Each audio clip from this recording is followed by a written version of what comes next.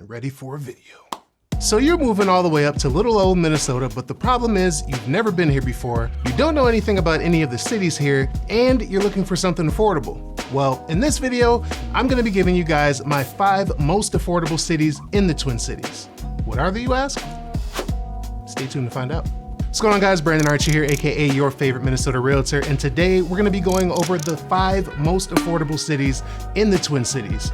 But first, as always, before we get started, if you are thinking about moving to Minnesota, whether it be now or next year, then shoot me an email at brandon@archiehomesgroup.com so that we can schedule a meeting to talk about what it is you're looking for and put together a plan to make your move as smooth as possible. Now, let's get started.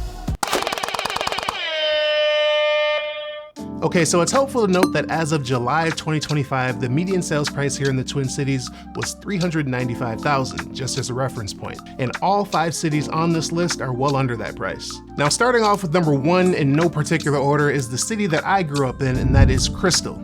Now, Crystal is a small suburb that's about 13 minutes from Minneapolis and 22 minutes from the airport. And when I say small, Crystal's population is only about 22,000. Now, I pretty much lived in the Crystal area for about half of my life up until I finished high school. So this is a city that I know quite a bit about.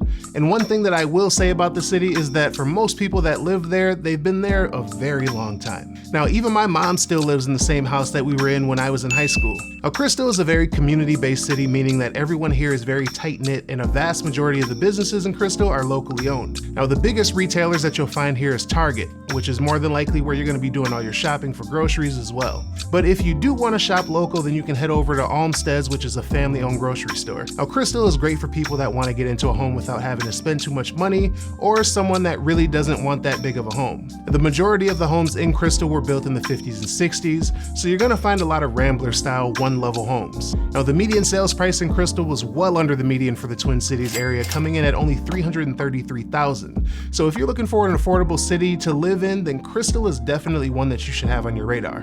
And for the most part, as far as homes go, Crystal is going to be mostly made up of single-family homes. So if you are considering a townhome, then Crystal probably isn't the city for you. Now, I did do a full video on Crystal as well, which you can watch here. Next up on the list is Champlin, which I also did a full video on that you can also watch here.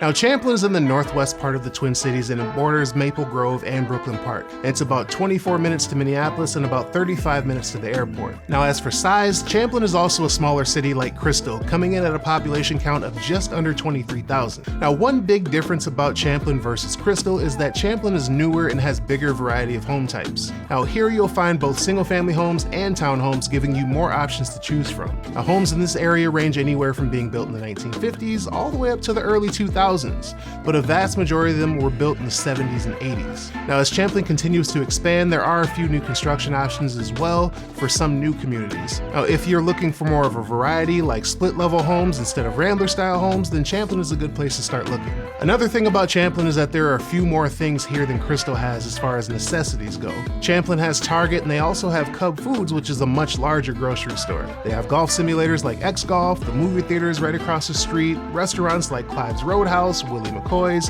and they have a brewery called Elm Creek Brewery.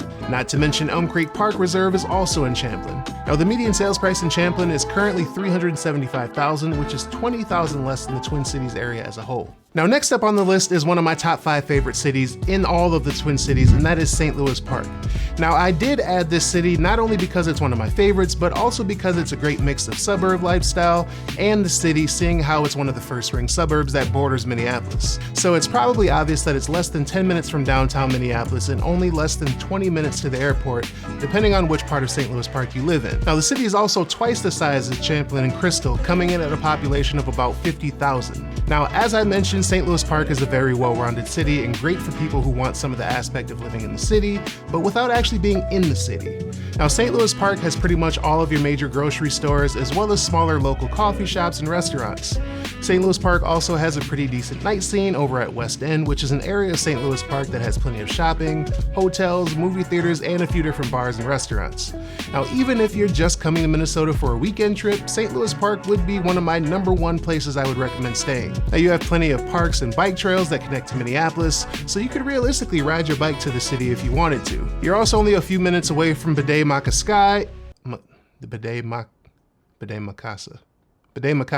You're also only a few minutes away from lakes like Mikasa, which is really popular in the summer.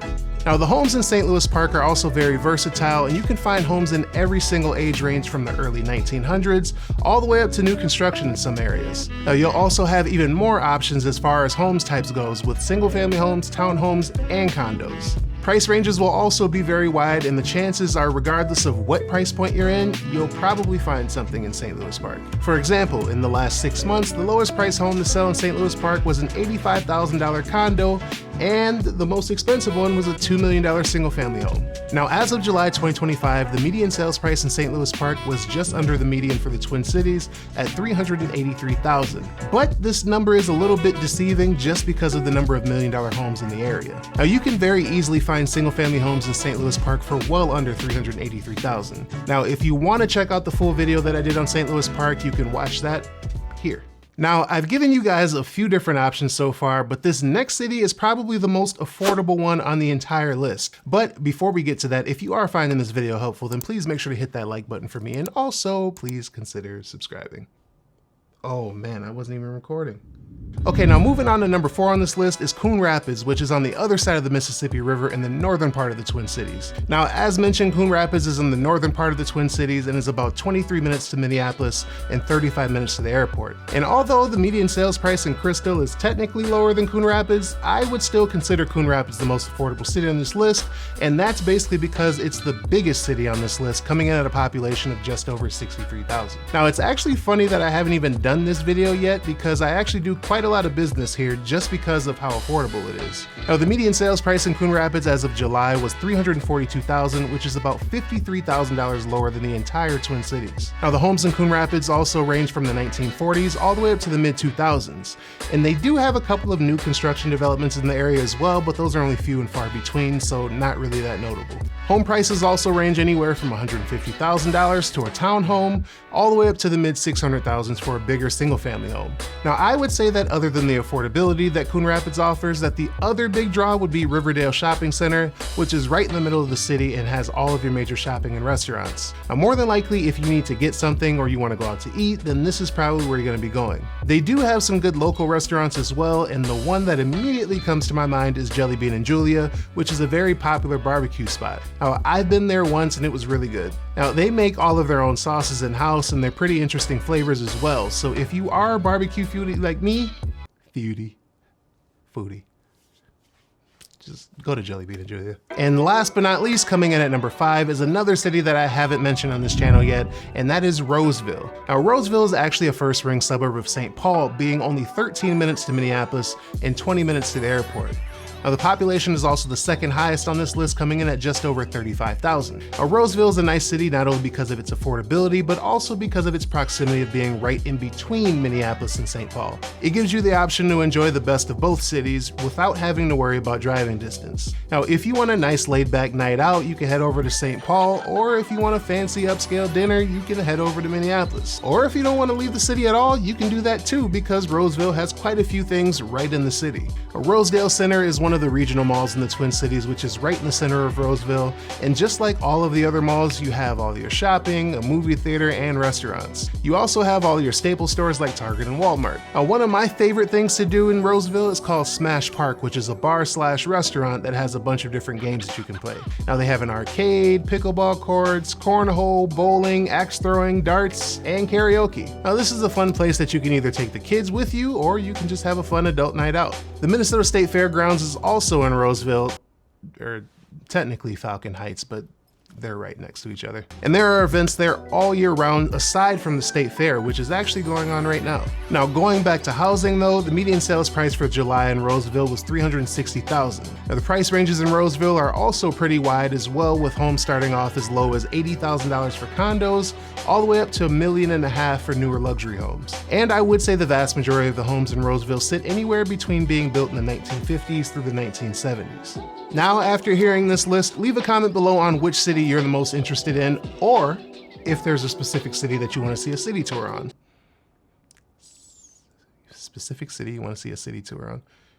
That's a tongue twister. Watch this video next.